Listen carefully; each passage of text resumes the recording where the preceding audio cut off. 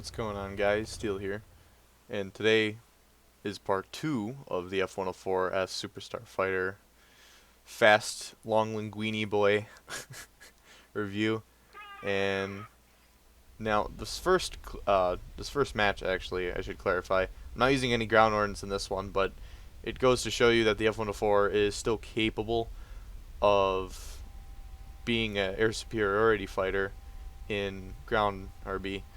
Now, because the issue with the F104 is that actually spawning it in is a pain in the ass. With ground ordnance, it's like 640 spawn points, and with air-to-air ordnance, it's 520. That or just without any sort of payload is 520. So yeah, that's how much it costs. And considering that my air Yetis are kind of a pain in the ass to play right now, getting raffle stomped. By the way, they're 20,000 and 22,000 respectively for the last two air Yetis. Nice meme. 22,000 SL just for a lull pen round that can't even lull pen the Challenger 2's turret cheeks. They can pen everything else in the game but that. And even then, it's still kind of iffy on the T-72B with all the contact. And I'm just not going to rant about it. But yeah, the point is that it's been difficult to get games where I'm actually able to spawn into the F104 with a decent amount of time left in the match because of just the cancerous raffle stomping going on right now, because it is patch week. It's patch month symptoms of the patch month, where everybody basically plays, especially right now during the lockdown, everybody's just playing all the time. As you can see, I did dive on that Viper earlier, and then now I just blew all of my ammo right on that Phantom, the rest of the ammo that I had. I had also critted that Apache in the beginning as well. We'll get to him in a minute. But yeah, so the 689Bs are obviously, that's a lot of missile chances. So I only had the spawn points to spawn it in this way, so that's why I did that. But it's still good either way. Now, calling back to last video, the first part, and I actually believe I just had an ADATS fire at me. Yeah, I did. Flaps on this thing, combat flaps, are the leading edge flaps that point down a little bit, and how the elevator changes its angle, and it gets you out of dives really easily. Now I'm searching for the Apache. I didn't notice him at first, and then there he is. So I fire one aim 9 at him because of his heat signature and get a crit on him. It's gonna take a while to kill him because I have all these aim 9s and I don't have any cannon ammo. Why not, why not try it? So as you can see through these clips, I will be popping my flaps periodically, like I believe I just did right there. Fired another missile. That one did not keep track because he is on the ground. I tone up another missile. They lock right away. Beautiful. I hit him again to delay his repair time because I don't want him preparing and then throwing another missile at me. If he even has one. I believe I actually was fired at with a missile slightly later in this clip by an aircraft. I'm not entirely sure. So yeah, just using the flaps again to be able to turn around. Now, the other thing too about the combat flaps, and which is so important, is there we go, I finally got the kill, to the Starfighter, is the fact that the Starfighter needs these flaps down because it will float the aircraft upwards and allows you to basically fly slightly going up, but keeping the nose pointed towards the ground. Because again, it changes the angle of attack of the main lift, which is the wings and the elevator. So you're basically setting the aircraft to fly straight, but you're pointing down. And with rockets especially, that helps so much. It just helps in general. You need that because, like I said in the first video, they work even past Mach 1 because they're not true flaps. There's no, the back landing / takeoff flaps don't pop down. It's strictly for combat. It is the definition of combat flap. Now, obviously, I'm out of guns, so I'm not going to go head on. I asked the Sidem for help to try and bait him, and the Sidem is kind of in La La Land, even though he responded to me saying cover me. Just kind of, I even said heads up above you. So I decided to go into the clouds, and just to get away from him because the game is going to end because they do cap out, sadly. But yeah, you'll see in the next clip here in a minute after this game ends that I use the flaps, and it is so helpful. Now, the thing about it, too, is that it does kind of throw off your aim, especially with rockets, because you are kind of floating. Now, if you're going straight down, your aircraft's nose is more like the.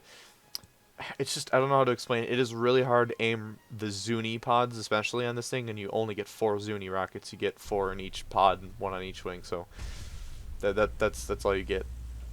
But I'm going to be using the 500-pound Market E2s and the 2 Mighty Mouse pods, the big HFAR pods, basically. Now, how you're going to want to do this is go in fast, go in hard, drop your ordnance. If you don't get a kill, that's okay, because you'll get assist points from it too, assist kills. Go in, you get out, as you're going to see me do here. Challenger, try to rocket that guy in the side with a cheeky shot. Like I said, hard to aim, drop the bombs, kill that guy who had just killed me. And the other thing about the F104 is that it can drop its bombs past Mach 1, which I'm pretty sure that the Phantom cannot. The Phantom is not allowed to drop bombs as far as I've checked. I haven't tried it this patch that I know of, but I know for a fact that last patch you couldn't drop it. Abrams is capping A. Use the rockets, track him, sling the bomb over the cliff, under the bridge, right up his asshole, and blow him up. In fact, I can't even see where the shrapnel was. I assume it was right at his ass, but it might have actually lodged slightly above him somehow. There was a little piece of shrapnel I did not see, but there you go. Superstar fighter, you just go in, go out. Gonna go all the way back to base. Now, the F104, while it is able to land fast and slow down, is not always going to work because, as you're going to see, I'm going to spoil it. The guy who I just bombed in the Challenger, I believe it is the same guy, comes back in a Phantom, goes past 2 G91s, a J29 that ends up spawning in, and a K50. Goes straight to the airfield, kills me. So I think it's about time that airfield AA is toned up again. I think overall, if we're going to have these modern runways, now it's time to put modern SPAA there, Tungushkas and or ADATs or something. Possibly to make it a little fair to people is have AI. So it's things like the Sidem or the Type 93, things that can be easily killed by aircraft if people are going to base camp in some form, but at the same time, it's IR guided missiles and you can dodge them, so that gives you a chance. So yeah, I thought I was going to repair, and then I noticed the Phantom, and yeah. He was not too happy that I bombed him, and also I am in a new airplane, so of course he was going to be a dick. Now, in this next clip, this guy kills 8 people, and we had SPA up, and they just seem to be kind of blind. I don't understand why people start with their radar folded down, or they turn it off. It doesn't make any sense to me. It's kind of annoying. Really frustrating, honestly. So, go in. Do what you always do. You got a Vulcan cannon. You're a dart. In my opinion, it's actually a really fun aircraft to fly in ground RB. The problem is, again, just spawning in it. I wanted you dead. Oh, and the other thing is, too, because you don't have a big wingspan, you can actually not ram helicopters, not have to clip them when you fly really close, like I just did to that Apache. He fires a missile off at me, even though I just torched his whole aircraft in Vulcan, and I narrowly dodge it. Get fucked.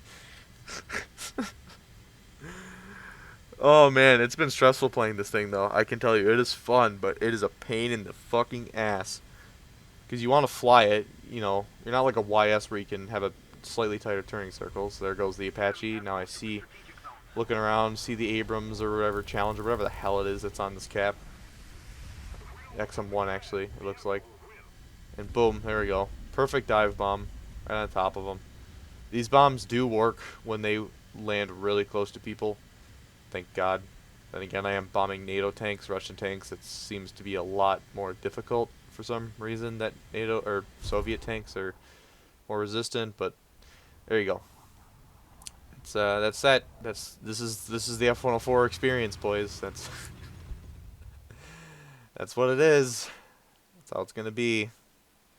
So, yeah. Overall, it's just a really nice plane to just get in, get out, have fun, have some fun with it. But remember to use those combat flaps because they are really important for you to not crash into the ground. There's really not much else to say on it. I know not everybody's going to use it in ground RB, but just a little highlights, if you will, of what I did personally that seemed to work for me. And again, it's going to be hard to aim it, especially with zoomies. Just go into custom battle and practice. That's all I can say. But other than that, guys, that's about it for the F104 review. I'm Steel Wolf, and I'll see you all next time. Warriors around, don't get caught in the mosh pit. Fuel to the fire, ain't nobody can stop it. Trouble in my city, but you know I'm across it. Got a 40 on my hip and I'm liable to spark it. Throw down these hits, my click is indivisible. I aim, you duck, I squeeze, now you invisible. I'm not afraid of getting physical. All these different chemicals are fogging up my visuals. Bloods on my hands, got slugs on my gunners. Yeah, we notorious, we ain't no runners. Bloods on my